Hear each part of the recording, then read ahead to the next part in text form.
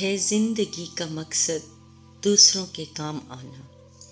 صدیوں پرانی بات ہے، ایک گاؤں کے چوپال میں کھجور، برگد اور بیری کے درخت تھے۔ بیری اور برگد کے درمیان کھجور کا کداور درخت تھا۔ اسے اپنے کداور ہونے پر بڑا غرور تھا۔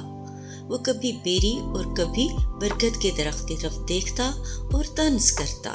برگد کا درخت تو اتنا پھیلاؤ رکھتا ہے مگر لکڑی کسی کام کی نہیں، نہ تو فرنیچر بناتا ہے اور نہ ہی تیری لکڑی خوشبودار ہے۔ مجھے دیکھ، میری شاخوں سے ٹوکریاں، چٹائیاں اور ٹوپیاں بنتی ہیں۔ میرا پھل ایک مکمل غذا ہے۔ اس پر برگد کا درخت کہتا کہ دنیا میں اللہ تعالیٰ نے کوئی چیز بھی بے مقصد نہیں بنائی۔ سب حکیم میرے دودھ سے اور جڑوں سے دوائیاں بناتے ہیں جن سے بہت سی بیماریوں کا علاج ہوتا ہے۔ میرا پھل سینکڑوں جانور کھاتے ہیں۔ مسافر میرے نیچے آرام کرتے ہیں۔ صبح و شام پرندے میرے اوپر نیچے بیٹھ کر چہچہاتے ہیں، مگر کھجور کے درخت کا زور برقرار رہا۔ اسے بیری کا چھوٹا قد ناگوار گزرتا، اسے ڈرپوک اور بزدل قرار دیتا، ہر وقت جھکے رہنے کا طعنہ دیتا۔ بیری کا درخت کہتا، مجھ پر اتنا پھل آتا ہے جس پر میں جھک کر اللہ کا شکر ادا کرتا ہوں۔ میرے پھلوں سے شہد کی مکھیاں رس چوس کر شہد بناتی ہیں جو غذا بھی ہے اور شفا بھی ہے۔ کھجور کے پودے نے شکوہ کیا، کبھی انسان نے مجھے پانی دیا ہے؟ کیونکہ مجھ سے لالچ نہیں۔ بیری کے درخت نے کہا، بھائی تمہاری جڑیں مضبوط ہیں، پانی کا ذخیرہ کر لیتے ہو۔ ویسے بچے لالچ میں مجھے پانی دیتے ہیں کیونکہ مجھ سے بیر توڑ کر کھاتے ہیں، جبکہ تمہارا پھل ان کی پہنچ سے بہت دور ہوتا ہے۔ کھجور کے درخت نے کہا، ہمیں انسان کی خدمت کے لیے پیدا کیا گیا ہے۔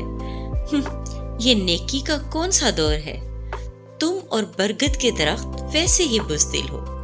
مجھے دیکھو، نہ کسی کو سایہ دیتا ہوں اور نہ ہی لکڑی۔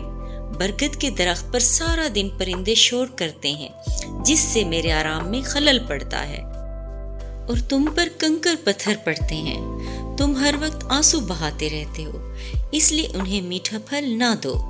کھجور کے درخت نے مشورہ دیا، میرا پھل انسان کے لیے ہے، مگر مجھے افسوس اس وقت ہوتا ہے جب میری شاخیں توڑتے ہیں اور کچا پھل توڑ کر ضائع کرتے ہیں۔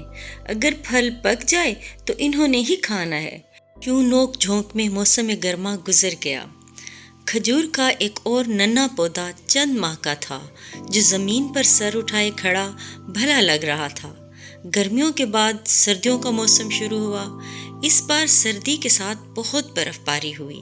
کئی فٹ برف باری کی وجہ سے سردی میں مزید اضافہ ہوا، جس سے کھجور کا ننھا سا پودا کانپنے لگا۔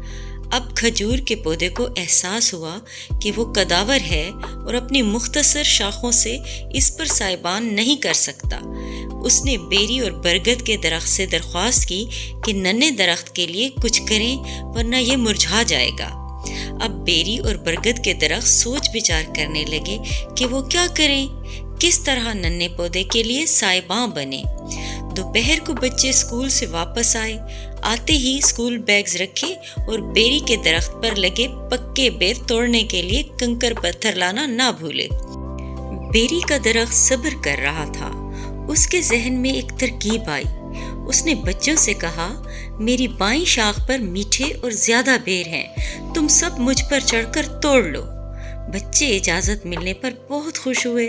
وہ فوراً درخت پر چڑھ گئے اور بیر درخت سے توڑنے لگے، جس سے شاخ ٹوٹ گئی اور سیدھی برگد کے درخت پر جا پڑی جس کے نیچے کھجور کا ننھا پودا تھا۔ بچے ڈر کے نیچے اترے اور گھروں کو بھاگ گئے۔ دیکھا، میں نہ کہتا تھا کہ انسان خود غرض ہے۔ دیکھ لو انہوں نے تیرا کیا حال کیا ہے، تمہارا بازو توڑ دیا اور فرار ہو گئے۔ واہ رے خود غرض۔ تب بیری کا درخت بولا، میں نے جان بوجھ کر انہیں ایسا کرنے پر اکسایا تھا۔ لیکن کیوں؟ کھجور کے درخت نے پوچھا۔ کون خود کو زخمی کرواتا ہے؟ وہ اس لیے میرے دوست کیونکہ میری ٹوٹی شاخ برگد کے درخت پر ہے، جس سے ننھے پودے پر سائبان بن گیا ہے۔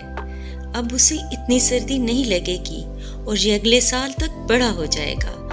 او میرے دوست، تم کتنے عظیم ہو، تم نے قربانی دے کر میرے بیٹے کی جان بچا لی۔ واقعی تمہارا جھکے رہنا خدا کا شکر ادا کرنا ہے، کھجور کے درخت نے کہا۔ یوں سردیوں کا موسم گزر گیا۔ دیکھا بچوں، قربانی کے بغیر کچھ نہیں ہوتا۔ جو دوسروں کے کام آئے وہی اچھا انسان ہے۔ یاد رکھو، قربانی کبھی رائے گان نہیں جاتی۔ اللہ تعالیٰ ہمیں اچھا انسان بننے کی توفیق دے، آمین۔